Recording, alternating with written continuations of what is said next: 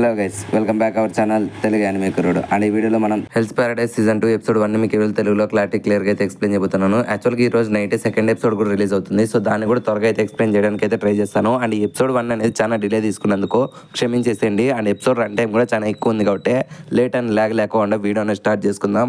ఈ ఎపిసోడ్ స్టార్టింగ్లో మనకి యమాడా క్లాన్ తరపున అయితే జిక్కాని అయితే చూపిస్తామంట. తనతో పాటు మెయిన్ డే యమాడా క్లాన్ మెంబర్స్ కూడా ఉంటారు కాబట్టి మనోన్ పేరు ఉత్త యమాడా అని చెప్పి గుర్తుపెట్టుకోండి. మనోడు కూడా సగరి లాగానే ఒక ఎగ్జిక్యూషనర్ అనమాట. సో తనకు కూడా ఒక డెత్ సెంటెన్స్ పైన ఒక క్రిమినల్ అయితే పంపించింటారు ఎగ్జిక్యూట్ చేయమని. అదే ఆ ఐలాండ్ నుంచి ఎలిక్సిర్ ఆఫ్ తెప్పించడం కోసం పంపించింటారు కదా. సో అలాగే మనోడు కూడా అందరితో పాటు బోట్లో అయితే వెళ్తూ ఉంటారు. బట్ మనోన్కి అసైన్ చేసిండే క్రిమినల్ గాడు వెళ్ళి చోబాగాన్తో అయితే ఫైట్ చేస్తాడు. ఇంకా చోబాగాన్ గురించి మీ అందరికీ తెలిసినే కదా. మనోడు జస్ట్ బోట్లో వెళ్ళే గ్యాప్లోనే వాడిని చంపేయడంతో ఇంకా అప్పుడే మన యమాడగాడు అయితే చోబాగానికి ట్యాంక్ చెప్పి థ్యాంక్స్ రా స్వామి, ఈ చెత్తనా కొడుకుని ఎంతసేపు ఎగాలని చెప్పి నేను ఆలోచించేవాడిని. ఇంకా ఐలాండ్కి వెళ్ళక ముందర చంపేశావు, నీ యొక్క రుణాన్ని నేను ఎప్పటికీ మర్చిపోలేను. ఇప్పుడు నీ వల్ల నేను రిటర్న్ వెళ్ళిపోతాను అని చెప్పి మనోడు సంతోషంగా ఐలాండ్ నుంచి రిటర్న్ వెళ్ళిపోదాం అనుకుంటాడు. బట్ మనోడు ఎంతగా రిటర్న్ వెళ్దామని ట్రై చేసినా సరే ఆ కరెంట్స్ అనేటివి మనోడిని రిటర్న్ వెనక్కి పంపించేసి ఉంటాయి అనమాట. సో ఆ మాటలు అక్కడుండే హెడ్ గార్డ్ అయితే నువ్వు ఎలా తప్పించుకున్నావురా, దాదాపు 60 మందిని పంపించాం కదా, ఎవరు తిరిగి రాలేదు,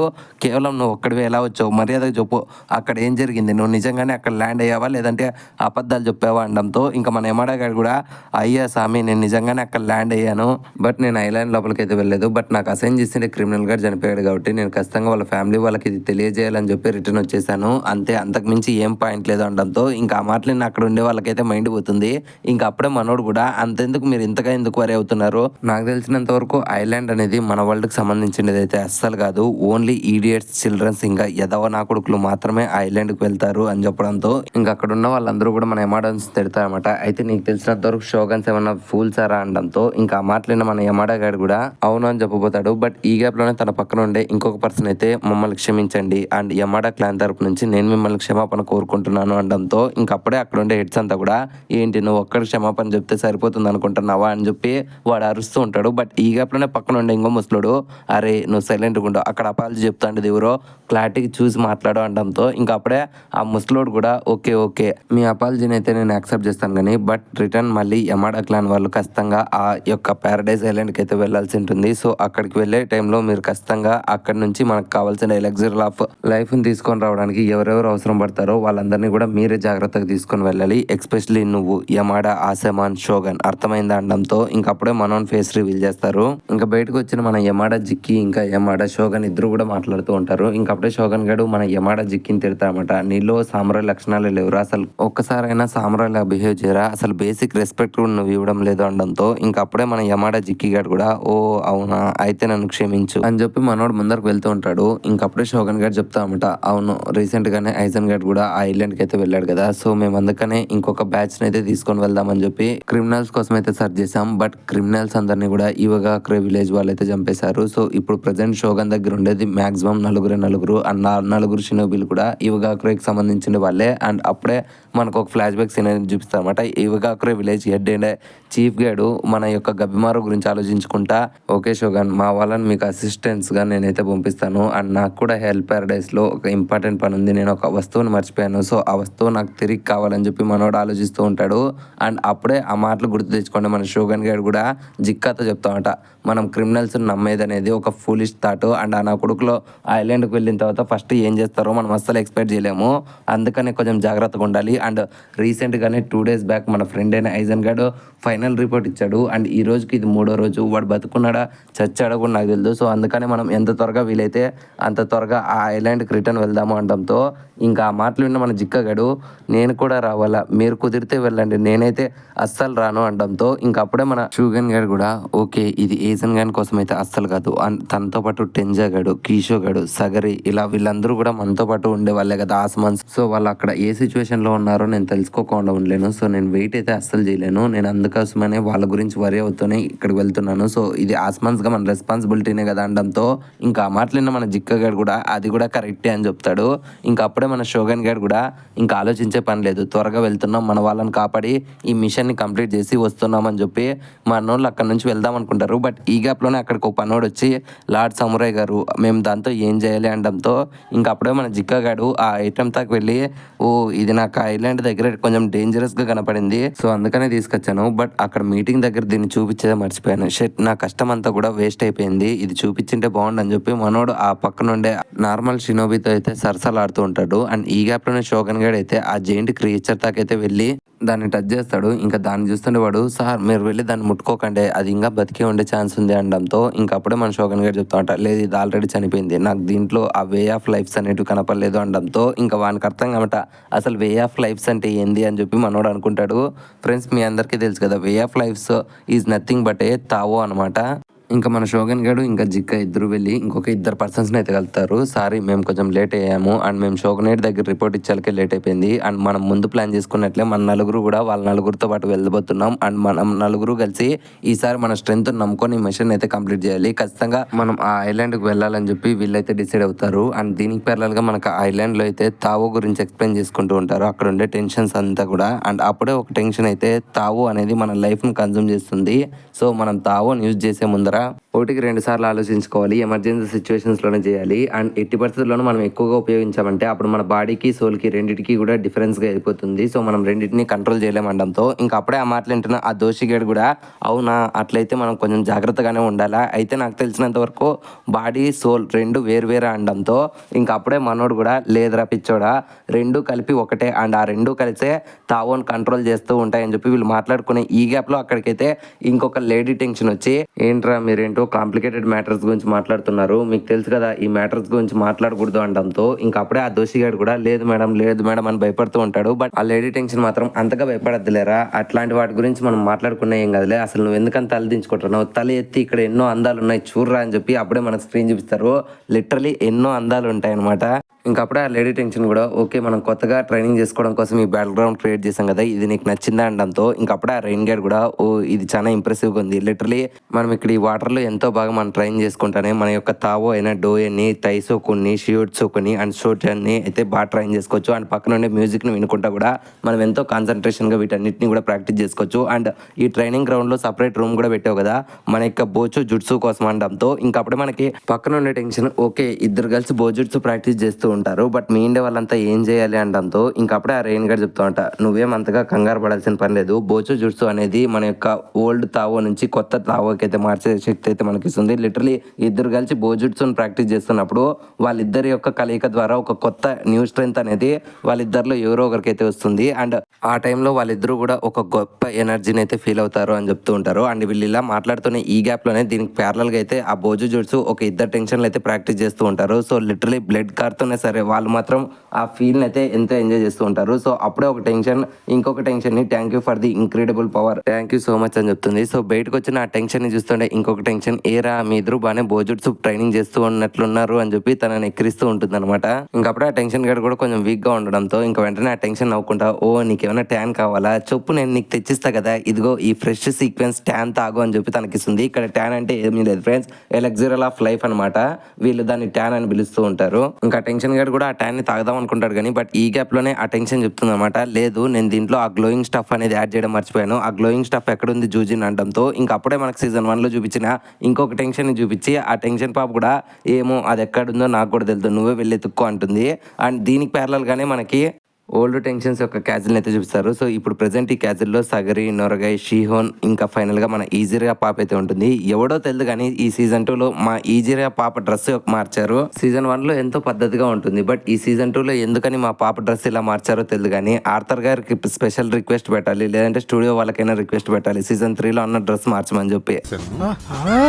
no back to the story. మన సగరి పాప అయితే వాళ్ళ గోల్ గురించి అయితే అందరికీ ఎక్స్ప్లెయిన్ చేస్తామట. వాళ్ళ గోల్ అంటూ ఏం లేదన్నమాట, గబిమారోని ఇంకా మే పాప అయితే కనపడకుండా పోయింటారు కదా, సో వాళ్ళని కనిపెట్టాలి అండ్ ఖచ్చితంగా గబిమారో టార్గెట్ వచ్చి ఎలక్సిరల్ ఆఫ్ లైఫ్ కదా, సో వాడు ఎటువంటి ప్రమాదంలో పడకముందరే అండ్ ఆ ట్యాన్ ని తీసుకొని మనం ఇక్కడ నుంచి పారిపోవాలి అనడంతో ఇంకా అప్పుడే మన హిజరియా పాప కూడా చెప్తున్నమాట, ఓకే నాకు ఇక్కడ ఒక డౌట్ అనేది ఉంది. సో ఇటువంటి సిచ్యువేషన్స్ లో ఈ ఐలాండ్ లో మనం వచ్చినప్పటి నుంచి ఇక్కడ ఎన్నో వింత వింత క్రీచర్స్ తో అయితే పోరాడాం. ఇన్ఫాక్ట్ వాటికంటే డేంజరస్ అయిన టెన్షన్స్ తో కూడా పోరాడాం అనమాట. సో ఇటువంటి సిచ్యువేషన్ లో మన చుట్టుపక్కలంతా కూడా టెన్షన్స్ ఎక్కువగా ఉన్నారు. సో ఇటువంటి సమయంలో మన మిషన్ గురించి మర్చిపోయి ఎంత వీలైతే అంత ఫాస్ట్ గా మనం ఈ ఐలాండ్ నుంచి తప్పించుకుంటే అదే చాలు అని చెప్పి మన ఈజీరా పాప అనడంతో ఇంకప్పుడే ఆ మాటలకి సగరి అయితే డిసగ్రీ చేస్తుంది. ఇంకప్పుడే ఈజీరా పాప అయితే నీకు పిచ్చి పట్టినట్లుంది. సో నువ్వు ఎట్టి పరిస్థితుల్లో సరే నీ యొక్క లైఫ్ని సాక్రిఫైస్ చేద్దాం అనుకుంటున్నావా, అదైతే జరగదు, నేనైతే ఇక్కడ నుంచి వెళ్ళిపోతాను అనడంతో ఇంకప్పుడే సగరి పాప చెప్తుందన్నమాట, ఓకే నువ్వు చెప్పినట్లుగానే మనం ఇక్కడ నుంచి వెళ్ళిపోతాం, బట్ మనం ఎప్పుడైతే ఇక్కడ నుంచి వెళ్తామో ఆ షోగున్ గేట్ వాళ్ళు మనల్ని వదులుతారు అనుకుంటున్నావా. ఇన్ఫాక్ట్ నువ్వు ఈ ఐలాండ్ నుంచి దాటిన వెంటనే వాళ్ళు ఫస్ట్ నిన్ను వచ్చి కలుస్తారు. అండ్ నువ్వు ఒట్టి చేతులతో వాళ్ళ కళ్ళ ముందరకు వెళ్ళావు అనుకో, వాళ్ళు ఖచ్చితంగా నిన్ను ఎగ్జిక్యూట్ చేస్తారు. సో నన్ను నమ్ము, నువ్వు ఎందుకని ఎలెక్జర్ ఆఫ్ లైఫ్ లేదనుకుంటున్నావు. ఆ టెన్షన్ గా చెప్పాడనే, నువ్వు వాని మాటలు అసలు పట్టించుకోవద్దు అండ్ నేను నీకు ప్రామిస్ ఇస్తున్నా చూడు, మనం ఈ ఐలాండ్కి వచ్చేటప్పుడు అందరూ కలిసి వచ్చాం అండ్ వెళ్ళేటప్పుడు కూడా అందరూ కలిసి వెళ్తాం. ఇన్ఫాక్ట్ ఇక్కడ లేని గబిమారుని అండ్ ఇక్కడ ఉండే నిన్ను, మీ ఇద్దరు ప్రాణాలకి నా ప్రాణం అడ్డేస్తాను. సో మనం కలిసే ఉందాం, కలిసే వెళ్దాము అనడంతో ఇంకా ఆ మాటలిన్న మన ఈజీరా పాప కూడా ఓకే నువ్వు చెప్పిన ఐడియా బాగానే ఉంది కానీ బట్ ఇంతకు ముందర నువ్వు చెప్పినది లాజిక్ లేదనమాట. ఎందుకంటే మనం పొద్దున్నే చూసాం కదా, సో ఆ గేట్స్ దగ్గర ఎంతో విధ్వంసం జరిగినట్లుంది. సో నాకు తెలిసినంత వరకు ఆ గబిమారు గడు ఆల్రెడీ ఆ గేట్ ని క్రాస్ అయ్యి వెళ్ళింటాడు. సో మనం ఖచ్చితంగా ఆ గేట్స్ అవుట్ సైడ్ వాడిని కలవాలి. సో నువ్వేమనుకుంటావు అనడంతో ఇంకా ఆ మాటలైనా మన సగరి కూడా ఏదో ఒకటి దీని మాట వింటే ఏమైతుందని చెప్పి ఓకే ఓకే అంటుంది. బట్ అప్పుడే మన ఈజీరా పాప ఓకేలే, బట్ మనం ఒక్కసారి ఈ ఐలాండ్ నుంచి బయటపడిన తర్వాత నువ్వు ఆ గబిమారు వైఫ్ ని కలుద్దాం అనుకుంటున్నావు కదా, సో కలిసిన తర్వాత ఏం మాట్లాడతావు అనడంతో ఇంకా ఆ మాటలను మన సగరి పాపకి అయితే ఎలా రియాక్ట్ అవ్వాలో కూడా అర్థం కాదు. అండ్ దీనికి పెరగానే మన గబిమారు, తామియా, ఫోజీ ఇంకా మేపాప్ని అయితే చూపిస్తామంట. లిటరలీ మేపాప్తో తామియా ఒక మాట్లాడుతూ ఉంటాడు అండ్ ఫోజీ కూడా వీళ్ళ మాటలు అయితే వింటూ ఉంటారు. బట్ ఈ మాటలు వింటున్న మన గబిమారుకి అయితే అసలు ఏం అర్థం కాదు. మీ అందరికీ తెలుసు కదా, సీజన్ 1 ఎండింగ్ లో మన గబిమారు గడు తన యొక్క మెమరీని అయితే పోగొట్టుకుంటాడు. ఎందుకంటే తావో బాగా ఉపయోగించాడు కాబట్టి తన యొక్క మెమరీ అనేది లాస్ అయి ఉంటుంది. ఇంకా దాన్ని గుర్తు తెచ్చుకోండి మనోడు కూడా, ఓకే వీళ్ళు ఏదో మిషన్ గురించి మాట్లాడుకుంటున్నారు బట్ ఆ మిషన్ ఏదో నాకు అర్థం కావడం లేదు, బహుశా నేను కూడా ఆ మిషన్ మీదే వచ్చినట్లున్నా, కానీ నేను మిషన్కి వచ్చానంటే ఖచ్చితంగా దేనికోసం వచ్చింటానని చెప్పి తన వైఫ్ని అయితే గుర్తు తెచ్చుకుంటారు. కానీ బట్ తన వైఫ్ అయితే తనకైతే గుర్తు వచ్చినదు. సో ఇంకా మనోడు కూడా ఓకే ఇది వేస్ట్ కిందకి లెక్కలే, యాదో ఒకట్లే ముందు ఇక్కడ నుంచి వెళ్ళిపోతే చాలని చెప్పి మనోడు అనుకుంటూ ఉంటాడు. బట్ దీన్ని గమనించిన మన ఫోజీ గడు, ఏమైంది గబిమారు నువ్వు అలా ఉన్నావు, నాకు తెలిసినంత వరకు నీకు ఏమన్నా బాగాలేదా అనడంతో ఇంకా అప్పుడే మన గబిమారు గడు కూడా లేదు అట్లాంటిది ఏం లేదు, త్వరగా వెళ్దాం పదండి అంటాడు. బట్ ఈ గ్యాప్లోనే వీళ్ళ ముందరకైతే బండిట్ కింగ్స్ బ్రదర్స్ అయిన చోబే గడు ఇంకా టోమా అయితే కనపడతారనమాట. ఇంకా మన గబిమారుని చూసిండే చోబే గానికి మైండ్ దింగి, ఏంట్రా మీరు ఇంకా బతికే ఉన్నారా, మీరు కూడా మాతో పాటు బోర్డులో వచ్చారు కదా అని చెప్పి వెంటనే దోషి గాని తలకే పక్కన కిసిరేసి వెంటనే మన గబిమారు ఇంకా మన వాళ్ళ మీద అయితే అటాక్ చేస్తాడు. ఇంకా దాన్ని గమనించిండే తామియా గడు, అరే మనమంతా ఒకటే సైడ్ ఉన్నాం కదరా, సో ఎందుకని మనం కలిసి పోరాడకూడదు అనడంతో అండ్ ఈ గ్యాప్లోనే గబిమారు ఆ చోబే గాని మెడ మీదకి ఎక్కి వాడి మెడ అయితే ఇరిచి పడుతూపుతాడు. ఇంకా అప్పుడే గబిమారు కూడా ఓకే ఫైట్ అనేది అయిపోయిందిలే, ఇంకా టుగెదర్ గురించి మళ్ళీ ఆలోచిద్దాం అనడంతో ఇంకా అప్పుడే మేపాప ఇంకా అయిపోలేదు గబిమారు, వాడి యొక్క తావు అనేది చాలా చాలా పెద్దగా ఉంది, జాగ్రత్త అనడంతో ఇంకా అప్పుడే మన చోబే గడు మళ్ళీ హీల్ అయిపోయి వెంటనే గబిమారుని మెడ మీద నుంచి కిందికి బ్రాక్ లెస్నర్ స్మాక్ వేసి పడుతూపుతాడు. ఇంకా దాన్ని చూస్తుండే తామియా గానికి అర్థం కావట, ఏంటి ఆల్రెడీ గబిమారు గడు వాడి మెడ ఇరిచేశాడు కదా అనడంతో ఇంకా అప్పుడే ఫోజీ గాడు కూడా అవును ఇరిచేశాడు కానీ వాడు వెంటనే హీల్ అయ్యాడు అనడంతో ఇంకా అప్పుడే మన చోబే గాడు కూడా, నాకు కూడా మీలాగే టుగెదర్ ఫైట్ అంటే అస్సలు నచ్చదు, ఏం భయపడకండి, మీ అట్లాంటి చెత్తనా కొడుకులతో నేను కలిసి ఫైట్ చేయనులే, మిమ్మల్ని అందరినీ వేసేస్తాను అంటాడు. ఇంకా దాన్ని గమనించిన గబిమారు కూడా ఓకే నేను నిన్న రాత్రి ఫైట్ చేసిండే ఒక స్ట్రేంజ్ విలన్ లాగానే వీడు కూడా ఉన్నాడు, సో నిన్న నా దగ్గర ఉండే ఇన్ఫర్మేషన్ బట్టి నేను మీతో ఫైట్ చేస్తాను అని చెప్పి వెంటనే వాడి మీద అటాక్ చేద్దాం అనుకుంటాడు. కానీ బట్ ఆ అటాక్ ని మన చోబే గాడు ఆపి రిటర్న్ లో మళ్ళీ గబిమారును అయితే విసిరి కొడతాడు. ఇంకా అప్పుడే గబిమారు నవ్వుకుంటూ ఉండడంతో ఇంకా అప్పుడే చోబే గాడు, ఏరా అంత కాన్ఫిడెంట్ ఉన్నావు నన్ను చంపేస్తావా అనడంతో ఇంకా అప్పుడే మన గబిమారు కూడా నవ్వుకుంటా ఏరా డౌటా అని చెప్పి ఒక రాయి తీసుకొని నింపో బ్లోమింగ్ నీడిల్ అని చెప్పి వాని మెడకైతే ఇసురుతాడు. బట్ ఆ అటాక్ ని అయితే మన చోబే గాడు తప్పించుకుంటాడు కానీ బట్ అదొక డిస్ట్రాక్షన్ అటాక్ అనమాట. అండ్ ఈ గ్యాప్ లోనే మన గబిమారు పైకి లేచి వెంటనే చోబే గాని మీద అటాక్ చేసి లిటరలీ వాని యొక్క ముఖం మీద అండ్ కళ్ళకి మొత్తం అంతా కూడా రక్తం వచ్చేటట్లు కుక్కని కొట్టినట్లు కొడుతూ ఉంటాడు. బట్ ఈ గ్యాప్ లోనే మన చోబే గాడు రిటర్న్ లో మన గబిమారు యొక్క ముఖం మీద అయితే తన కాలుతో తంతాడు. ఇంకా దెబ్బకు మన గబిమారు దూరం ఎగిరిపోయి ఎంగిల్ ఉంచుతాడు అనమాట. బట్ ఈసారి ఎంగిల్ ప్లేస్ లో మన చోబే యొక్క కాలు బోన్ అయితే కనపడుతుంది. ఎస్ మన గబిమారు గాడు వాని యొక్క కాలుని తినేసి ఉంటాడు.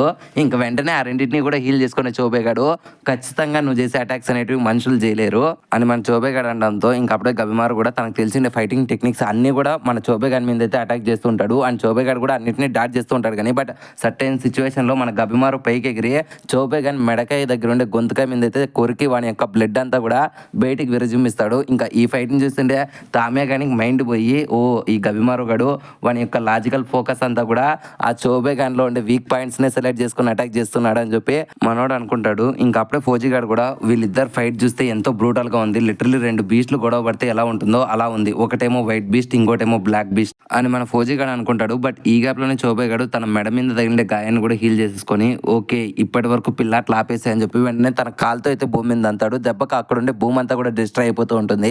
అండ్ ఈ గ్యాప్లోనే చోబే గాడు తన యొక్క పవర్ అనేది ఉపయోగించుకొని ఇంతకు ముందర నువ్వు ఫైట్ చేస్తున్నప్పుడు నీ స్ట్రెంత్ అనేది నాకు ఎంతో బాగా నచ్చింది, బట్ నాతో పోల్చుకుంటే నువ్వు ఒక వీక్ క్యాండిడేట్ అని చెప్పి మన చోబే గాడు తన యొక్క తావు ఉపయోగించుకొని గబిమారు మీద అటాక్ చేస్తూ ఉంటాడు. లిటరలీ మనోడు అంతలా కొడుతున్నా సరే మన గబిమారు గాడు ఏమాత్రం తగ్గకుండా ఈసారి చోబే గాని వేళ్ళని తినేస్తాడనమాట. దెబ్బకి ఇంకా చోబే గాడు ఏరా నువ్వు మనిషివేనా, అసలు ఇంట్లో అన్నం తినలేదా, నన్ను ఎందుకురా తింటున్నావు అన్నట్లు ఆలోచిస్తూ ఉంటాడు.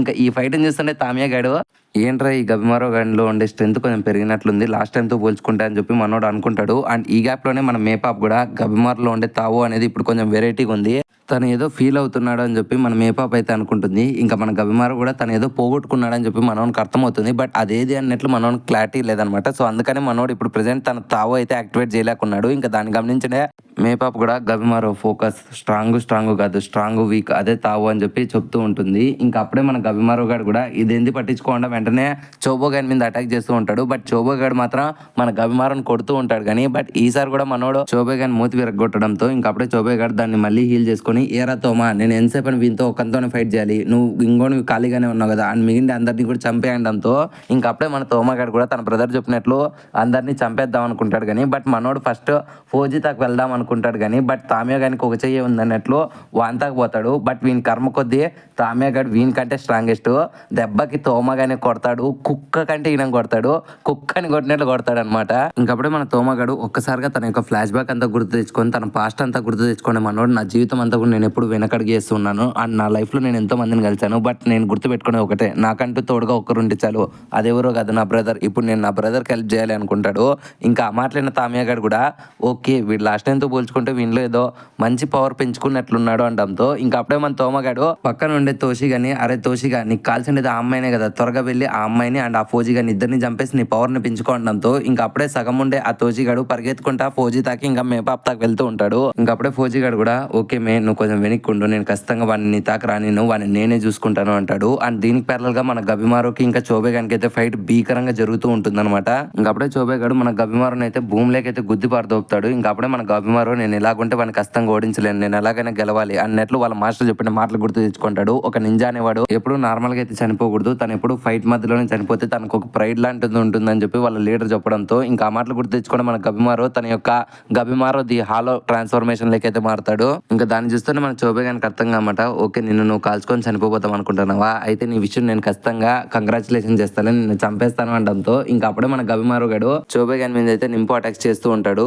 ఈసారి మనోడు చేసే అటాక్స్ వల్ల చోబే గాడు అయితే త్వరగా రీజనరేట్ కాలేడు. సో దీన్ని గమనించండి మన చోబే గాడు ఇలాగుంటే కష్టం అని చెప్పి మనోడు అనుకుంటాడు లేదు వెంటనే గబిమారో గాడు వాని మీదకి ఎక్కించుకొని ఏంట్రా నువ్వు కూడా నాతో చనిపోతున్నావా అనడంతో ఇంకా అప్పుడే మన గబిమారో గాడు కూడా ఒక లైఫ్ పర్పస్ అనేది లేకుంటే వాడు బతుకున్నా చనిపోయినట్లే లెక్క, సో ఇప్పుడు నా లైఫ్ లో నాకు రిగ్రెట్స్ అనేట్లో నేను చావడానికైనా సిద్ధమే అనడంతో ఇంకా ఆ మాటలను మన చోబే గానికి కూడా ఆ తోసి గారు చెప్పిన మాటలు అనేది గుర్తొస్తాయన్నమాట. సో తను ఏదో చేయడం కోసం ఇప్పటికీ బతుకున్నాడు అండ్ అదేదో మనకి ఇప్పుడు గుర్తొస్తుంది.